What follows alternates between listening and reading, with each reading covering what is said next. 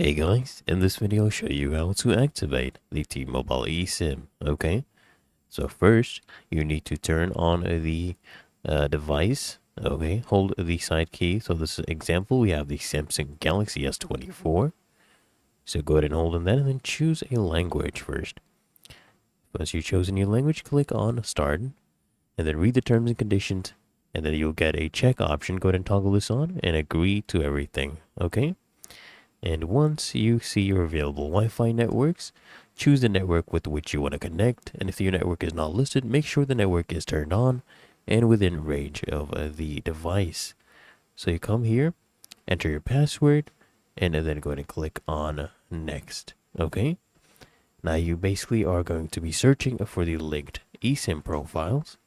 And the eSIM profile is going to be downloaded, and this can take up to 5 minutes. Okay, and when you're prompted, go ahead and choose a restart, right? And then the Samsung Galaxy S24, for example, will automatically reboot. And then you want to go ahead and choose an option, in this case, to set up manually. And then click on Next because you're already connected to your Wi-Fi. Now here, in this case, I want you to choose Don't Copy. When they ask you to copy apps and data, click on Don't Copy. And here, just go ahead and sign in with your Gmail account, enter your password, and then click on I agree. Once you read the terms and conditions, scroll down and choose I accept, and then you can come here and choose an option. In this case, you can choose fingerprint to protect your phone. Click on continue. Go ahead and click on next right here once you have secured. And then in this case, if you need to choose an option, right, go ahead and choose PIN. Set up your PIN, click on continue. And here, I want you to click on use anyway if this screen appears, okay? Just re-enter your screen code and then choose OK. Now here, I want you to choose register and then scan your fingerprint. Just place your finger on the fingerprint symbol on the screen. And then you can go ahead and lift your finger, place it again on the fingerprint symbol on the screen. Repeat this, several times, only these steps. Follow the on-screen instructions until you are at 100% and then click on next. And this is optional, guys. You can change one or more options. You can also choose face recognition if you want, and then click on continue. Just, position your face in the camera frame and then follow the on-screen instructions. You can turn off any of these options. Okay, just go ahead and click on continue.